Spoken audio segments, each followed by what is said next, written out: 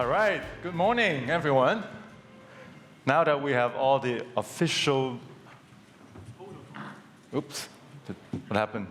Now that we have the official protocol done, now we get down to real business here. Real business. Now, Hong Kong has always been known as an international financial center. But most often, when you hear about international financial center in Hong Kong, it's somewhat always referring to banking and capital markets. Now, of course, sure, because we are the #1 IPO fundraising venue in the world, right? And when it comes to the stock market, we are the 4th largest in Asia in terms of market cap and 7th largest in the world. And of course, in terms of RMB, we are the largest offshore RMB hub. And of course, oftentimes we hear about capital markets. So we have that connectivity between Hong Kong and the mainland through Stock Connect and Bond Connect. Now, of course, this morning we're in the rooms of insurers, right? And we also know insurance industry is also a very important part of that IFC. And largely thanks to, now this is actually for Stephen and Clement in the room, but they're both gone. Because they have to escort the chief executive out. Because I'm going to thank the Hong Kong government and the insurance authority. But Liz Carroll is here. Please tell them that I did credit the Hong Kong government and the insurance authority for actually developing Hong Kong into a global risk management center as part of that so-called the dual circulation strategy. Now, because of that reason, we have this amazing panel this morning here. So we're very honored. We have representatives from the 5 internationally active insurance groups based in Hong Kong to join this morning panel discussion. And I'm sure collectively we can help to explain why global-wide supervision framework can help to further strengthen Hong Kong's position as an international financial center and a major global risk management center. So I'm sure you know all 5 of them, but just allow me to give a very short introduction to each of them. So to your right, to my left, to your right, is Damien GREEN. Damien is the president and CEO of Manulife Asia. He has more than 20 years of leadership positions in the industry and many in Asia. Phong is the group CEO and executive director of FWD Group. And Phong also has 30 years in experience in industries in North America, Asia, and the Middle East. LEE Yuan Siong, the group chief executive and president of AIF Group. He too also has 30 years plus and more experience in industries in Asia and also in the mainland. James Turner. James is the group CFO for Prudential PLC. He is also the vice chairman of the British Chamber of Commerce in Hong Kong, which I get to meet very often.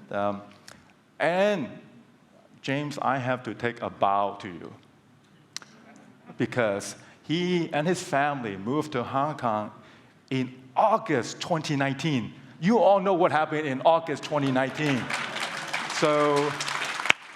So I'm so glad you're still here. For that, I have to give you another 50 points. Thank you, James. So his commitment and his company's commitment to Asia.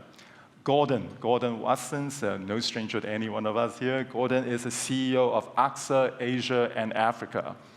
It's interesting to know Asia and Africa is now grouped under one. So you travel a lot. You have to travel a lot. But of course, we all know Gordon from both his current employer and previous employer. So together, Gordon also looked after markets in Asia, Europe, Middle East, and America. So in other words, you cover all markets. So we have, ladies and gentlemen, this morning, a star panel. Now, so let me, before we go into a serious Q&A and questions that I'm sure you all want to know, I've been told that we have a live polling session right here. So, none of you, there's no free morning, no free breakfast, nothing free. So you have to do your bit. So you have 30 seconds, I was told, to answer these questions. What are the top 3 attributes to the global wide supervision framework that can promote Hong Kong as an international financial center? You can choose up to 3 answers out of those being given to you. So you have 30 seconds to respond. And so group Y, what are the 3 attributes to the group-wide supervision? All right. I think we are getting, are we done yet? Is this, are we? All right.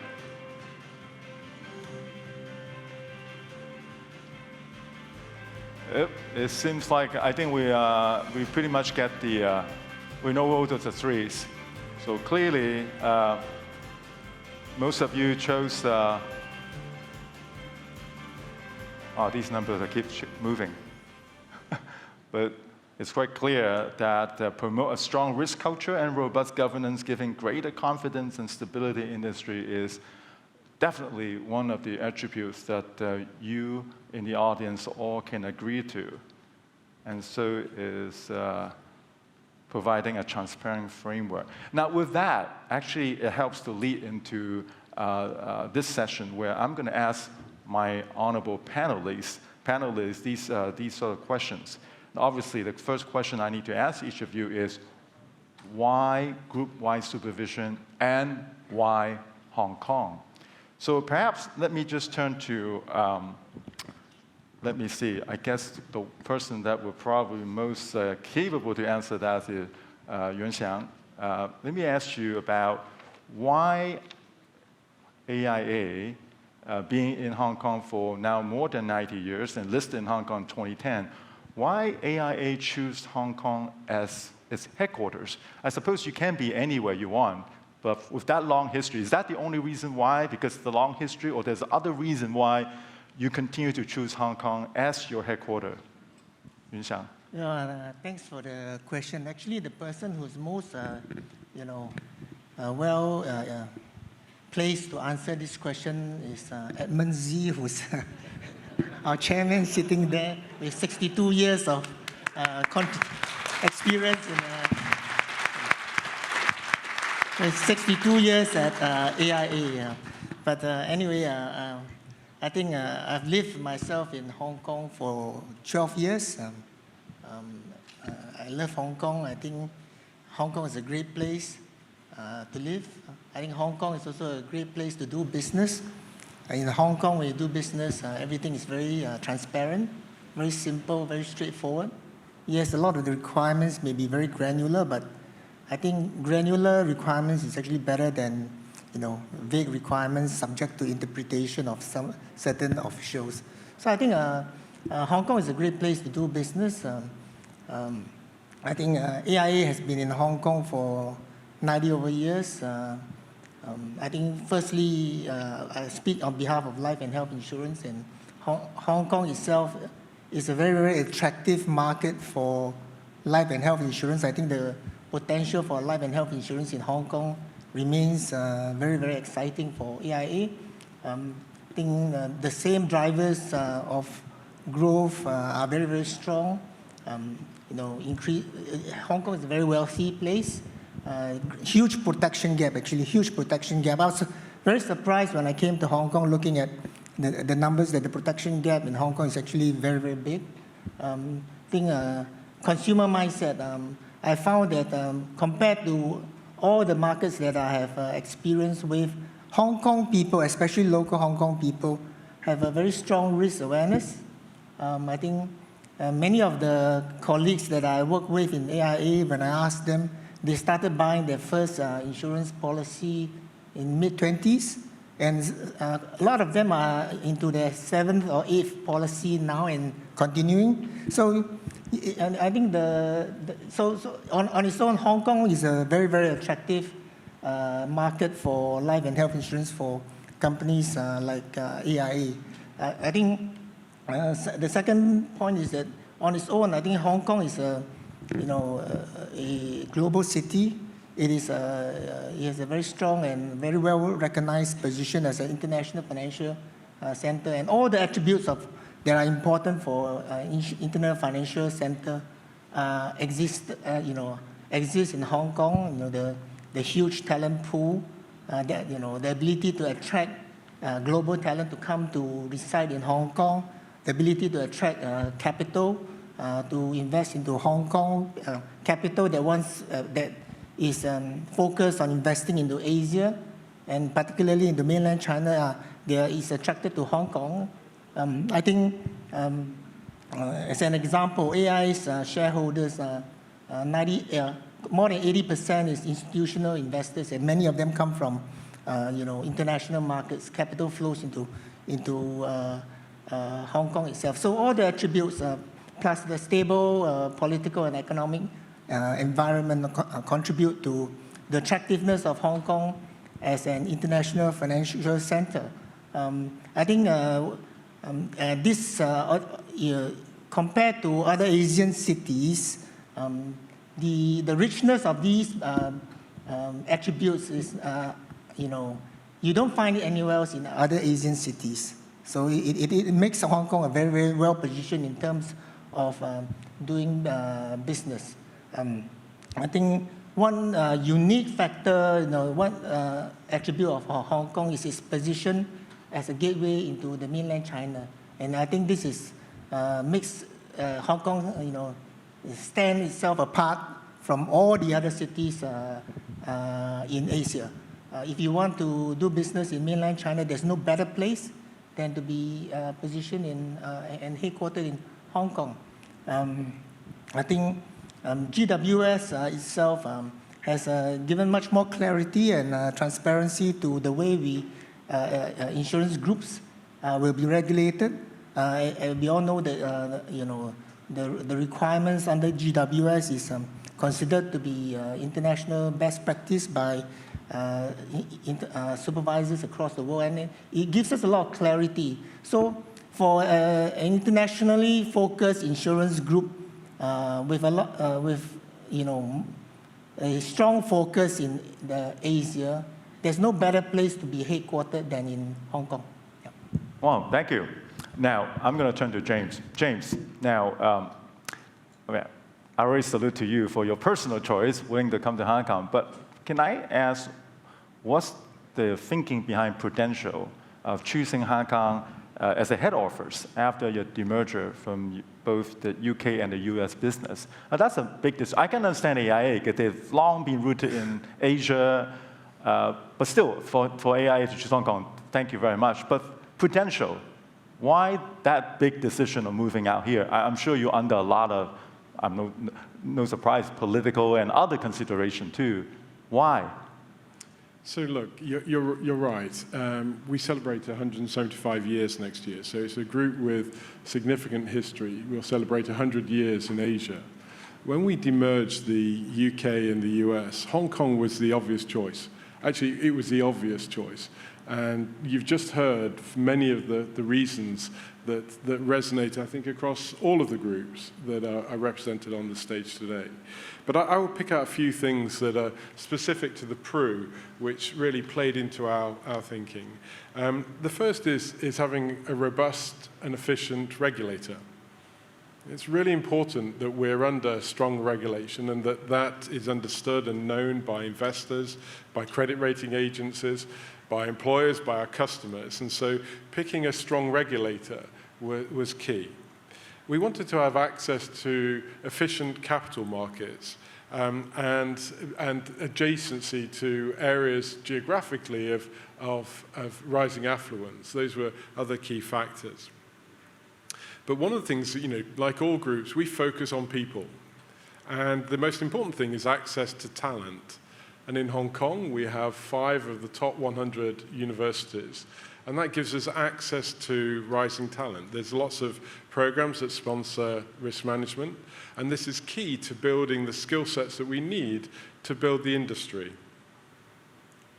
Much has been said already about being a super connector with the mainland, and that was clearly a key contributory factor to the decision to select Hong Kong as our base.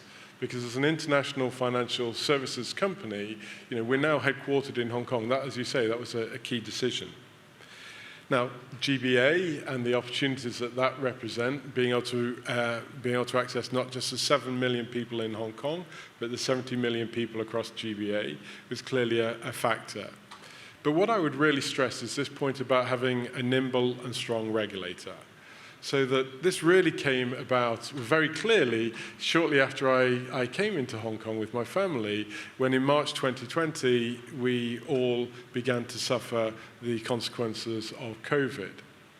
Now, what was important is that we were still able to service our customers and our policyholders and reach new customers. And what the insurance authority did is that they opened the ability to have virtual onboarding.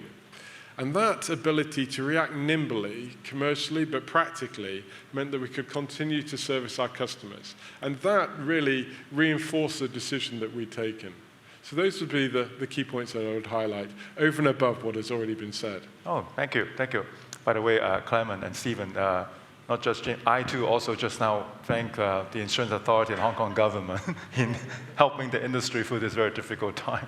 Anyway, now I turn to Phong. Phong, now, FWD is clearly a homegrown Pan-Asia insurer. Again, I'm going to ask you that question. Why the group decided to choose Hong Kong as your headquarters? Thank you, Buddha. But before I start, maybe at a personal level, I think, James, you came here 2019. I came to Hong Kong a few years earlier, 1979 to be exact. And not as an insurance executive, of course, but as a boat person from Vietnam. And actually, Hong Kong gave me a start in life. So Hong Kong always a very special place for me. In terms of FWD, as you say, we are the young kid on the block. We don't have the 100 years in Hong Kong, in Asia, like our colleague here, our fellow panelists here. So we are new, but we chose to be born in Hong Kong. And that's very clear to us because when we had the conversation 10 years ago about how to build a Pan-Asian insurance group, it's very clear for us at that stage is that we need to choose a headquarter in a jurisdiction that is well regulated and very clear support framework to build such a insurance group. So that's our ambition to build in the fast-growing market of Southeast Asia, but it must be built on a very strong regulatory foundation in a place such as Hong Kong.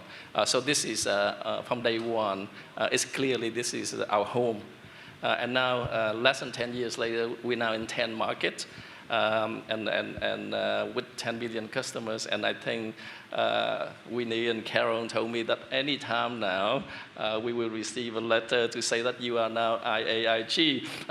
so we're now international active insurance group, but we're still young and small. But now we're part of the club, and it's important to have that framework. The reason we chose Hong Kong is obvious about regulatory framework and the transparency of the rule of laws and so on. But also the other thing that quite important, and I think the vision for the insurance authority here is very clear. How Hong Kong is the global risk management for globally, and to us. To get the right people and the right talent to develop a Pan-Asian insurance group, it's important for us to look at the whole of Asia. And there's a different aspect of different countries that can bring a lot of talent to the insurance market. If you look around, Malaysia probably have a lot of actuarial talents.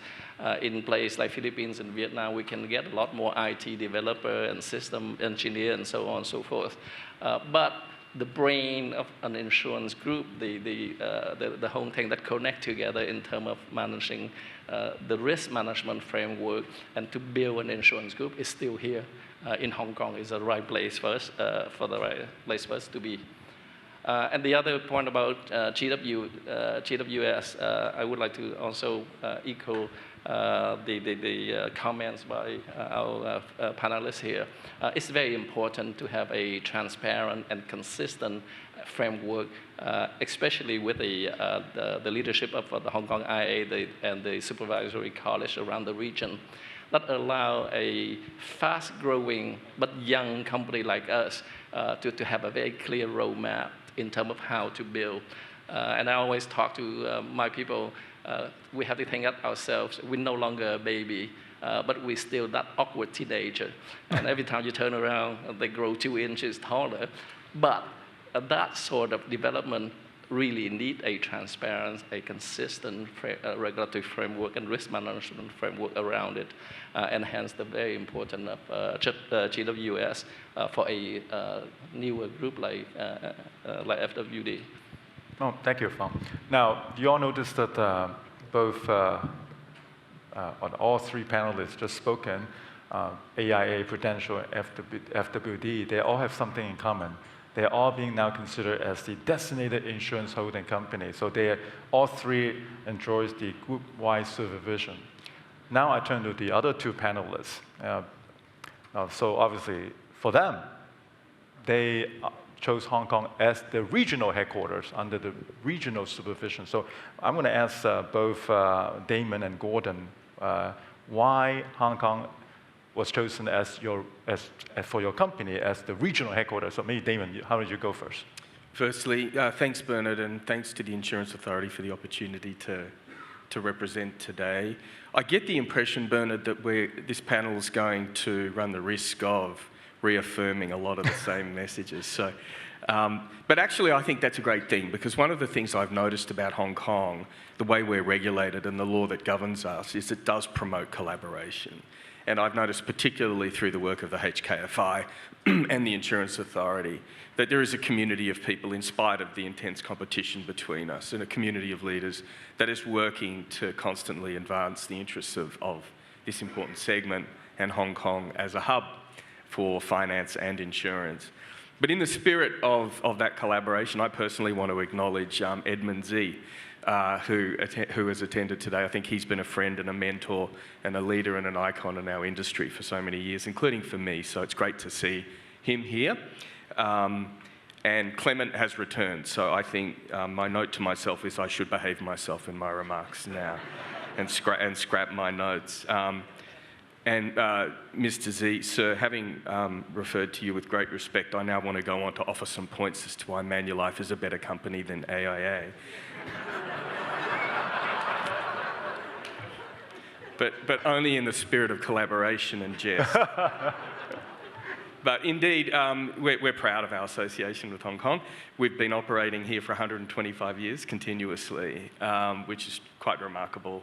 Longer than a lifetime, we like to say, and we're in the business of making lifetime promises. So we're extremely proud of that.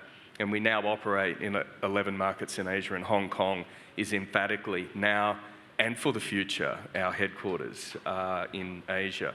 In fact, we listed in Hong Kong as a secondary listing 23 years ago in 1999 upon our demutualisation, and that is another key thing. And our continued presence in Hong Kong, as many of you would know, is intensely local. I'm really proud to say that our commitment to Hong Kong is strong. Our commitment to Kowloon, to the Kwantong and the greater Kwantong community is extremely strong. We have 13,000 people sitting in East Kowloon and 2.5 million customers in this great city. So why GWS? 3 C's in my view: capital, collaboration and culture. When it comes to capital, I think the approach that's been taken by the Insurance Authority to take a summation or an aggregate approach to the capital that the groups that are domiciled and regulated out of Hong Kong, I think is positive. I think it not only goes to ensure that the aggregate risks and the capital beside those risks is understood and there is confidence that comes from that. But I think it also presents an opportunity to liaise with these groups to ensure that that capital is efficient. And I think that's extremely important for shareholders as well. So I think that's extremely important. Capital is an opportunity for confidence.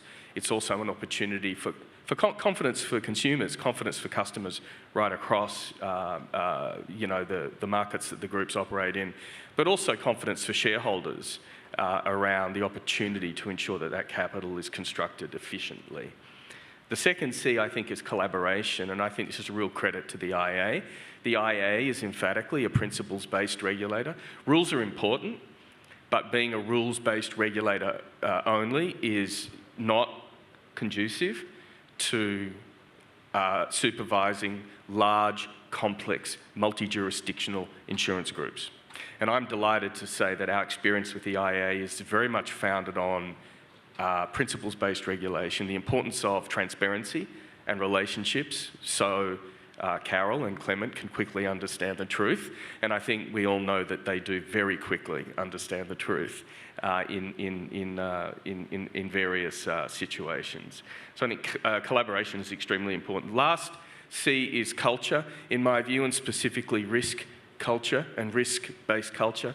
I think the first two Cs, confidence in capital, from a customer, policyholder and shareholder perspective, as well as collaboration, a principles-based regulator really does enable global groups to adopt more forcefully, more effectively, a risk-based culture, which I think ultimately for large, complex, multi-jurisdictional groups is the only way to be able to regulate them effectively, because you'll never know everything, I think, if it's not being shared. Couple of quick points around why Hong Kong. Full disclosure, Hong Kong's my permanent home, and I'm absolutely fully guilty of being biased here.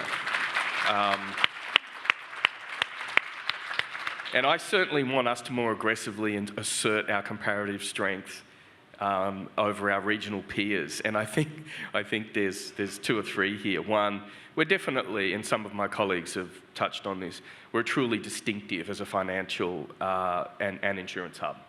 And I think the GWS is just one example of that being positioned, IA being positioned as a key global regulator, regulating important global groups, is one, I think, global gateway to the mainland. This is one thing we have that our competitor cities do not have, really, truly. And the last thing that I'd like to add, and it's personal, the deeply cosmopolitan nature of Hong Kong makes it an attractive destination for professionals. If I look around Asia, all the cities are rich. They're rich in culture, they're rich in capabilities and talent. I think Hong Kong's a cut above. One of the reasons is it's an extremely attractive destination. It's emphatically cosmopolitan. And I think the Hong Kong experience is an experience that talent from the outside, whether it's from the mainland or elsewhere, will be attracted to now and well into the future. So a couple of thoughts from me. Thanks, Bernard. Thank you, Damon. Now, Gordon, I know Damon mentioned about there's a risk that we keep repeating ourselves, the same accolade, but I'm sorry, to earn your lunch, you have to repeat as well. Tell us why AXA chose Hong Kong. Thanks, Bernard. It's great to be last, and I feel privileged to give a summary of what everyone else has said. It's an honor to be here. AXA has used Hong Kong as a hub from the very beginning. And you can see we've got great confidence in Hong Kong as a regulator, that we're taking Asia to Japan, to Africa, to the Middle East. So we really want to get into the Belt and Road Initiative. So that's why we're basing this initiative out of Hong Kong. So to summarize, number one, super connector for China and the rest of the world, totally unique. Number two, talent. The best people we all know are in Hong Kong. James said 5 out of the top 100 universities are in Hong Kong. Actually, 3 of the top 50 are in Hong Kong, same as Scotland. In case you were interested. infrastructure, low tax, rule of law, capital markets, time zone. Edmund will appreciate that. You know, we don't always have to go to Europe and the US. We're in the same time zone. That's another thing.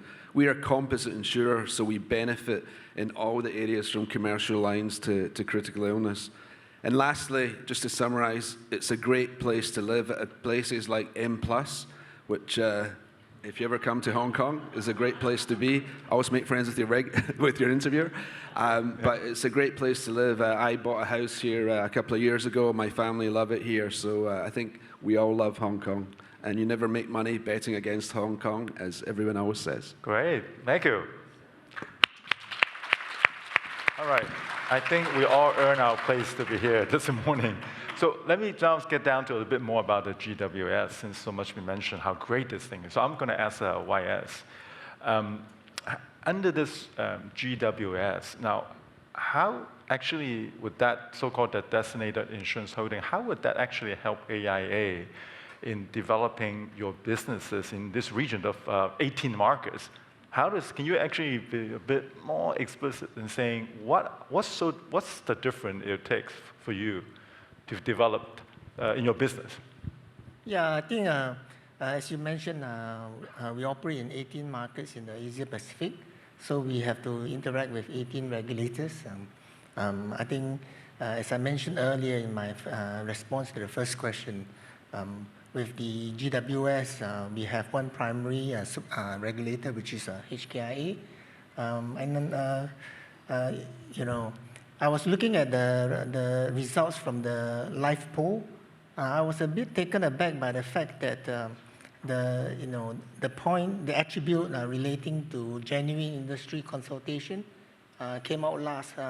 Actually, that's the attribute that really jumped out at me, and I think that is very important. Our history of our engagement with the Hong Kong Insurance Authority has been one of a very genuine consultation. And I think this is very important for any industry to be able to work closely with your primary regulator, to be able to develop and influence policies, policy setting that will be healthy, that will be supportive of the healthy development of the industry. I think the fact that the GWS is risk-based, promoting a strong risk culture and robust governance, I think that plays to the strengths of AIA, because this is exactly how we run our business. Thanks. Yeah. Now, I actually do have a lot of other questions, prepared questions, but then I was looking at the question that you submitted, that the audience submitted. Actually, I think many of those questions are more interesting than questions I have. So, but I'm just going to go through the motions, so I make sure I cover my ground and go straight into these questions. I don't think you guys are prepared for these questions, so good luck. But let me just finish off very importantly, because I know both, or three of you, AIA, Prudential, and FWD, you all have choose to early adopt RBC regime. What is it for you? How does that matters? Why do you want to be the first? To be the first. James first? You want to James? Which one's first? Sure. James first. So look, RBC was important, and it was important that we had the opportunity, and again, that nimbleness to be able to early adopt. So we didn't want to wait till 2024, and because it's the way we run our business. As a international insurer, we're running our business on an economic basis, and the previous regime, there was a danger of it encouraging behaviors that weren't aligned with the economic outcomes. And so early adopting meant that we can run our balance sheet, we can run all of our risk management on an economic basis. And so by doing that, it meant that we were able to use capital efficiently, but it also meant that our external capital better reflects our internal capital view. And so having that greater alignment meant that the conversations with our credit agencies, with regulators, are just all aligned. And so, as each country across the region adopts more of an economic basis, we've seen this with CROS 2 as well. I think that it really helps to ensure that that the insurers are robust, that they're going to be reliable, that they're going to show their resilience, because it's really the stress testing on an economic basis that is key. Okay. Oh, yes? Yeah, I think my short answer to that is because we were ready. That's why we early adopted. And the reason why we were ready goes back to my point just now about industry consultation. I think the rules and parameters surrounding the risk-based capital has been developed after extensive discussions and consultations, test after test, done by the industry in consultation with the regulator. So gave us full transparency and ample time for us to get our systems and our people ready to when it was the rules were finally published, we were able to apply for early adoption, at the earliest time. And Phong? Thank you. And similar to Yuan Siong, I think we've been working really hard at FWD to make sure that we get ready. Only a few months behind, but we got ready. But I have to say that first, the RBC risk-based capital framework, this is a significant development for Hong Kong because it's aligned us internationally with the international standard. I think that for Hong Kong, that's really an important milestone, and really appreciate on the dialogue between the Hong Kong IA and the industry to develop this. Risking being half an actuary here, I have to say that having the right framework that's consistent between the valuation of asset and liability certainly very important for a younger, fast-growing insurance group like FWD because it removes a lot of the distortion that the old regime might create during especially during volatile condition of the market, and that allowed us to align the way we price our products economically. It's allowed us to manage our balance sheet much more efficiently. So we are, of course, we need to be on that RBC as early as possible from a selfish FWD perspective. And the other point I'd like to raise is because we are a very new group and fast growing, that means the capital deployment for us is extremely critical.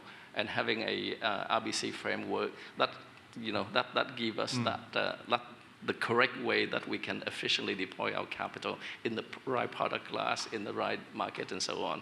And that's critically important for us to adopt it. Thank you, Phong. Now I'll turn to Gordon. Gordon, AXA is obviously live, but you're also general, right? So, and I mean, I know IA has been promoting for a decade now, Hong Kong as a reinsurance hub and so on. How do you see what's the chance of Hong Kong actually developing to a hub for reinsurance? Well, I think it already has started. Thank you very much. It really is the perfect center for a center of excellence for technical underwriting. And if I can perhaps give an example, we're extending this reinsurance hub not just to Asia, but to Africa with the dual circulation economy. This year, we facilitated many projects successfully placed in Africa because we have a lot of countries in Africa where we can front for, say, a large Chinese company that's moving to Africa with sophisticated risks. So a partner could come to us here in Hong Kong, we can front, and then what we can do is we can pull the risk back on our balance sheet in Hong Kong. And then we can take that actually and cede it back to our partner in China, part of it. So it really is true circulation. I think that the IE is really looking for what Hong Kong is to become. So I think this is a very good example. Already, Sally and her team have done a great job, and we think there's a lot more to come. So it's not just Asia, it's Africa and beyond. Right. All right, ladies and gentlemen, we're done with all the nice questions. I have 20 minutes and 40 seconds left, and I'm going to start. Originally, I was told I only got 10, but these questions are very good, very juicy. So Damien, you're next. actually the whole panel, but you start first. And this one is from one of you here. Looking at the panel this morning, how do we promote diversity? What is the role of the industry in promoting diversity in thought and leadership? Damon. Well, on behalf of Gordon and I would like to say we're in a minority, given our haircuts. So I think it's a great question, and thank you to whoever that asked it for asking it.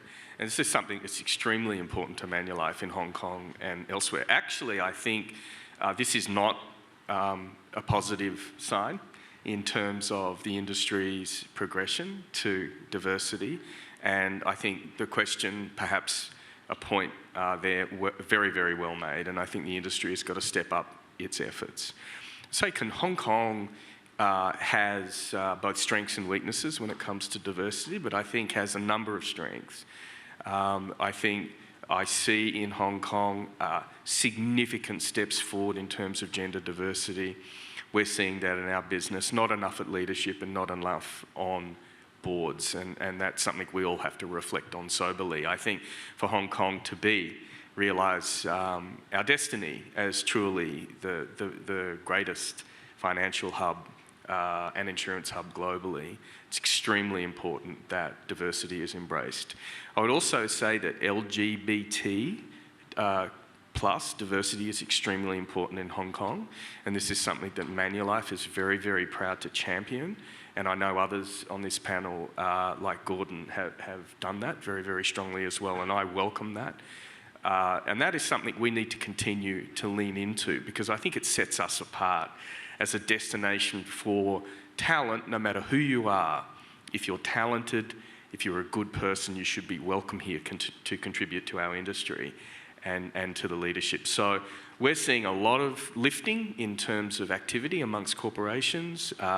We recently ran an event and invited corporations based in the Kontong area to come along and talk about LGBT, and I was surprised and delighted with the attendance from senior executives from iconic companies based in that area. So a lot more to do, a point well made, and something that the industry has to reflect on and take action on, and it will be a point of differentiation for us. To embrace diversity of all kinds, racial, sexual preference, gender, whatever it may be, it's critically important. Yeah. Okay, well, you know, Hong Kong is hosting the Gay Games next year between November 3rd to 11th. So I will ask them to come to you for financial sponsorship. They already have. Oh, they already have, good.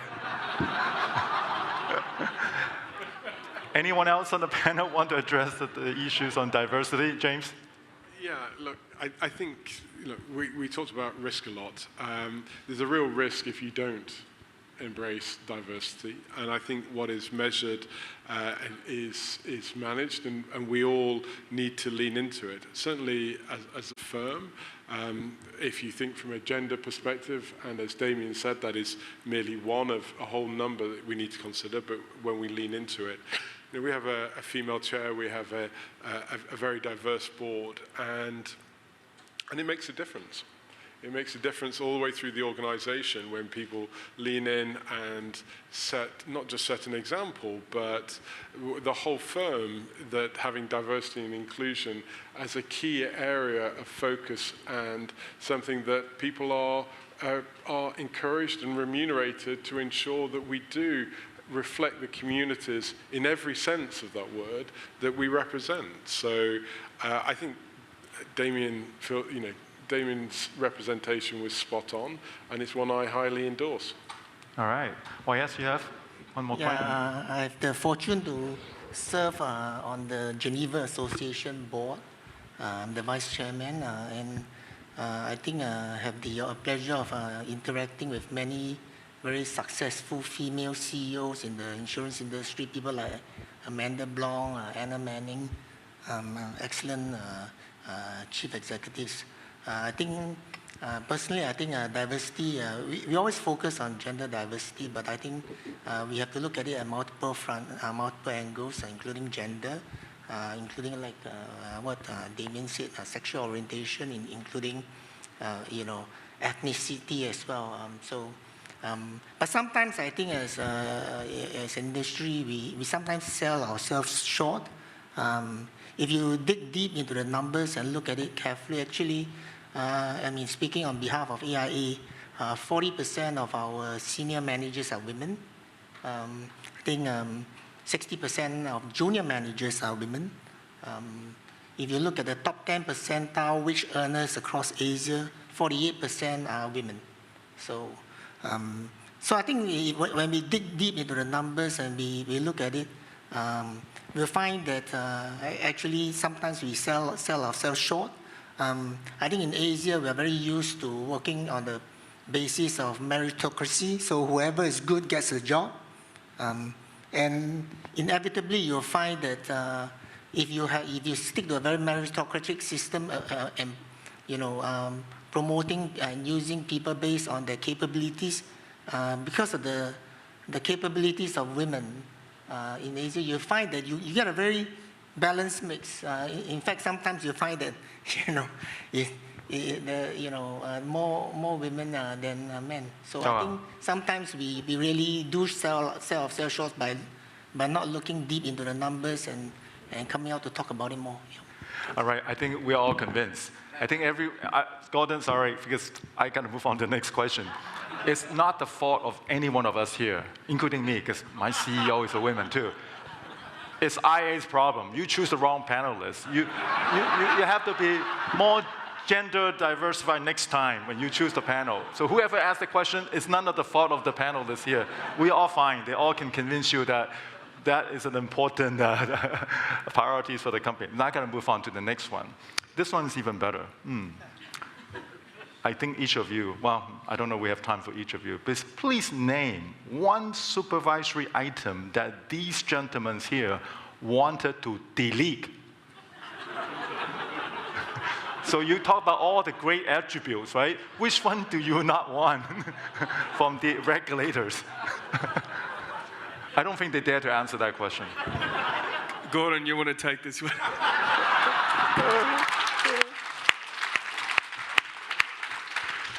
Well, I think in diversity, we should walk the talk, first of all. Yeah, that's a tough one. I think from AXA, what we would like, maybe not to delete, but to reduce, is the capital charge, to lower the capital charge for reinsurance companies, insurance companies acting as reinsurance companies, because there's a bit of an unlevel playing field there. And that would be the one that I would request, Clement. Thank you. Anyone else want to take my answer? It's not a must, okay? This is not a must. Clement, sorry. But it's not to delete, but I do think that for the good of the Hong Kong insurance industry and for the good of Hong Kong consumers, we should look at simplifying the approval process for investment-linked products in Hong Kong. Yeah. Okay, all right, enough.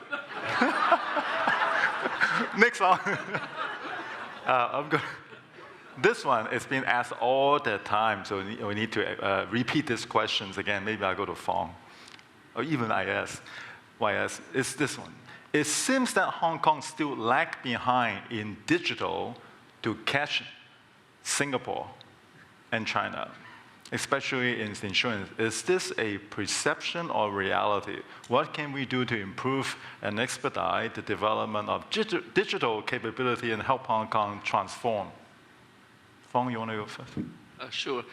Before I answer that, I got to say the diversity question is probably asked by my chairman, Fred, there, because he's been beating me up every day about how to change that at FWD. So, Chairman, we're going to have a change the chairman. Change the chairman.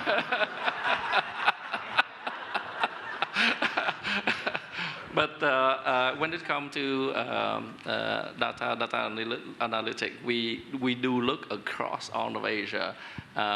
And the way we set up is we allow our operation to go after the talent wherever the more of them. So as I mentioned earlier, when it comes to IT, we actually do a lot of work out of Philippines and Vietnam, for example. And I think similar to AIA, we have a big center to tap on the local market. When it comes to data, we do have success in terms of recruiting talents in Singapore, but funnily, a lot of those talents actually come from China. So I think when it comes to digital and data analytics, I think Singapore and China both has been a good source for us to build. Having said that, I think data and digital is a tool, and how do we then bring that back into the business? Yeah. The brain of that is still the most important. How do we leverage that, and how we do it in distribution in terms of create a much more digitally enabled sales force, for example, or doing a better underwriting, or as the secretary this morning talked about claims. At FWD, we are very proud our claim is instant. So hopefully the secretary next time have an FWD policy and don't have that painful experience about making a claim. But my point here is, doesn't matter where you get the tools around the region. How do we pull that together? You still need that brain sitting in head office here in headquarters, and pull that together and create the right customer experience, the right customer journey for our customer from end to end. Thank you. That specific questions refer to Hong Kong, comparing Hong Kong to Singapore and China. But a few more other questions relate to talent retention. I mean, clearly we all agree that we have somewhat a problem here in Hong Kong. Damien, is that a concern to you, talent retentions and recruitments, and to the points Phong mentioned? But this is not just Hong Kong or Singapore anyway. Is that as somewhat of a global phenomenon, isn't it? Well, that's exactly the point. I think this question of talent retention in Hong Kong has been somewhat distorted by sort of political agendas and propaganda. I think the truth is the real talent challenge in Hong Kong is no different to the talent challenge we see in Vietnam or in Cambodia or indeed in Singapore, and that is our market's extremely competitive for talent. We've got a number of big programs like RBC, the quest to digitise, that's putting demand on actuarial and technology talent in particular. So I think they're the real issues. The issues are not really about exodus and all this other stuff. You know, that's I think clouding the whole landscape. I think what's important for Hong Kong in terms of, if we look at two areas of talent that I think are extremely important amongst everything, right, but all areas that are under demand is actuarial and tech development.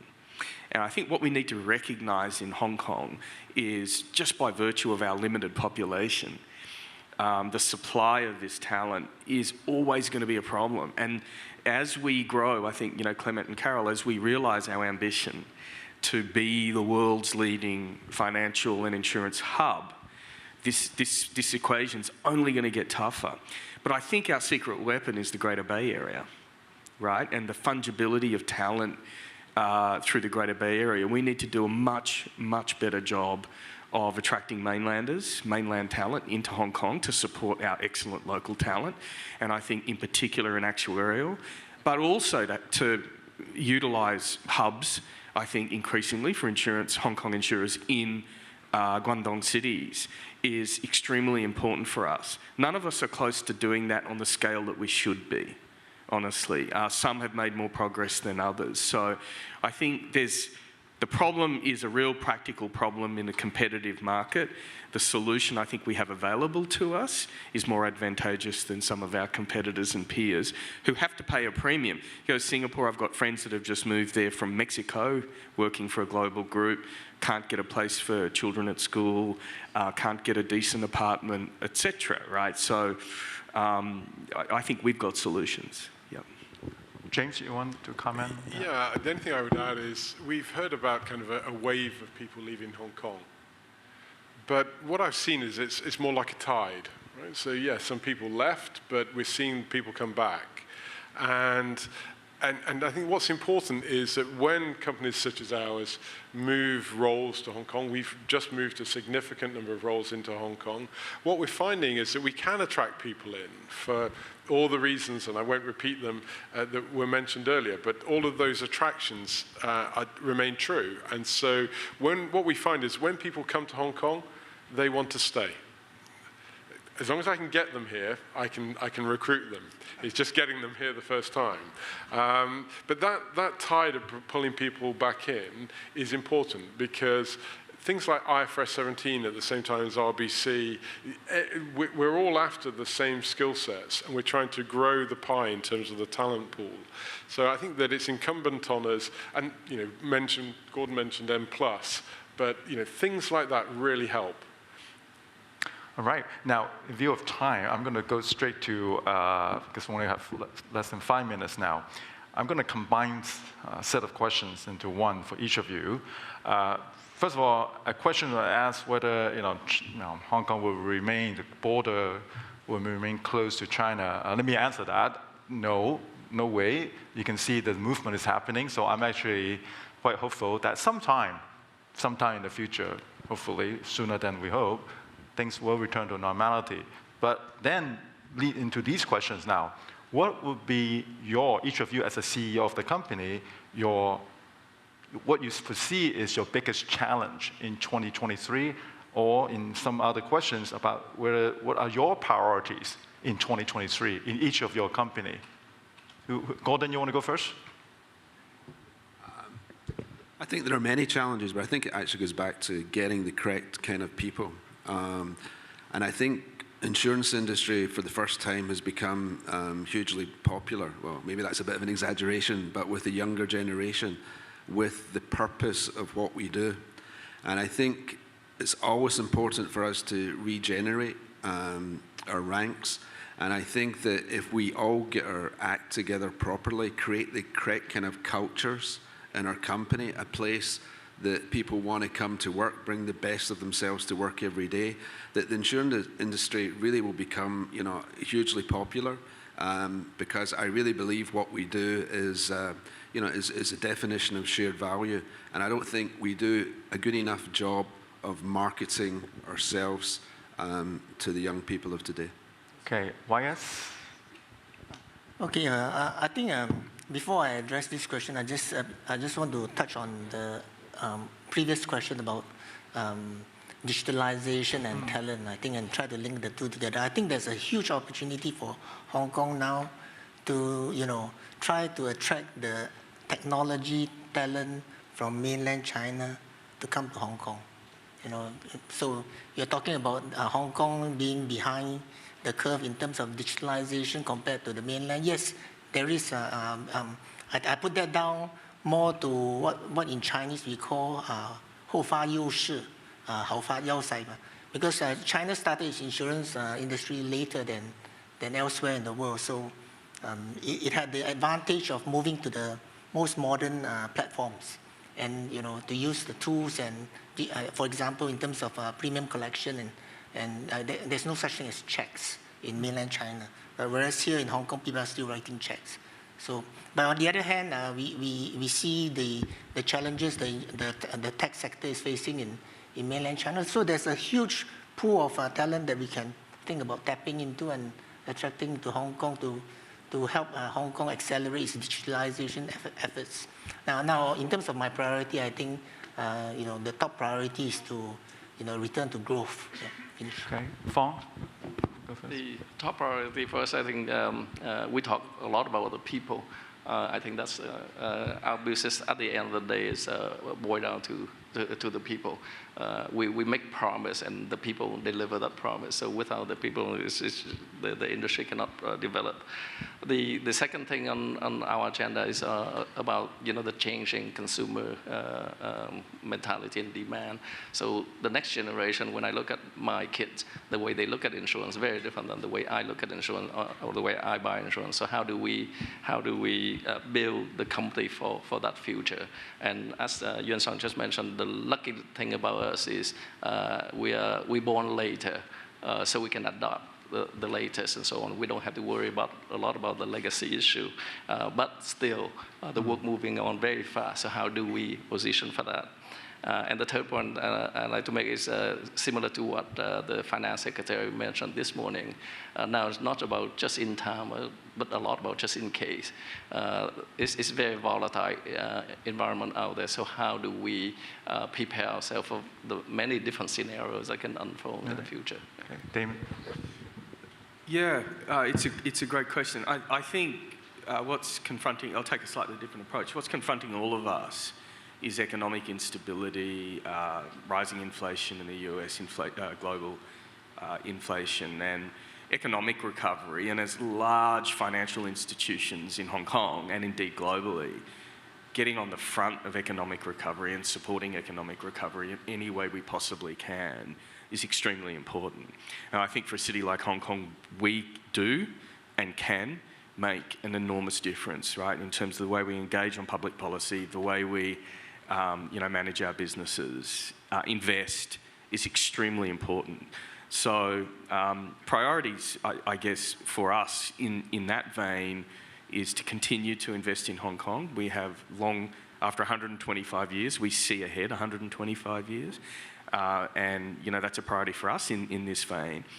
I'm always curious at how misinformed some folks that haven't travelled to Hong Kong for the last 3 years are about where we are. And I know we're talking about Hong Kong is back. I don't think we ever left. I don't think we ever left. And, again, one of our priorities being a large North American-based but truly global financial institution is to play a leadership role in rebuilding that confidence and that understanding of exactly where Hong Kong sits today, which is in an extremely exciting position, given all of the fundamentals we've discussed, from mainland, Greater Bay Area, talent, the city itself, etc. So, rebuilding the confidence, we have to take responsibility for that. Absolutely. James? I'll be quick, as I know we're running out of time. I'll give you two answers. As CFO, I want us to grow profitably. That's got to be my number one. But you asked as CEOs, well, Lawrence Lam is our CEO of our Hong Kong business, and he was asked a similar question by an audience this week. And he said to have fun, which I thought was a great answer for 2023. We're celebrating 100 years in Asia, and we want to have fun next year. So thank you. All right, ladies and gentlemen, I think we are now all convinced that the five gentlemen here, sorry, gentlemen only, the five gentlemen and myself, we earn ourselves a lunch from the IA. So, because we are all very convinced that Hong Kong will continue to remain as a leading global risk management center under this new framework, the group-wide supervision. So I think you can tell among us that we are very gung-ho about Hong Kong. But we do have our challenge. Obviously, talent being agreed by everyone as well. But again, it's not, as Damien put it, this is not just us, right? Everyone, not even just our sector. I think all sectors are facing a similar sort of crisis. But we soldier on. I think we are very convinced. Now, I know the theme, this part of the theme, the 4R, but we also talk about Hong Kong is back. I know that is the message the Hong Kong government wants us all to use, but personally, I would say we're not exactly back, but we're almost there. But I don't think we can simply just say we are back. But we do need to tell the good message. Like you said, there's so much misinformation out there. And it's almost impossible, the way I look at it, it's impossible for the government to help to lead that message back to the world. My thinking is, because there's so much misinformation, so no one's going to actually entirely believe in the government words. It's far more important, I think, is through each of you, especially our panelists, because each of them represent a very substantial insurance and financial companies. And you have your counterparts. You have your counterparts back in Canada, to Europe, to UK, these two in the middle, they're regional. But regional is important too. Each of you, and each of you in the audience, we need to help to bring that message back to the world. You cannot count on the media, I'm sorry. You just can't count on them. You can't count on the government alone. It requires each of us to tell that same message that each 5 of you tell us this morning. If each of us can just do a little bit, tell your friends, tell your counterpart, tell your headquarters, what is actually happening on the ground, I am so certain that we are back. So thank you, ladies and gentlemen, this morning for sparing the time with us. And please give a round of applause to our 5 panelists. They are going to help Hong Kong to return to where they should be. So thank you again. Thank you very much.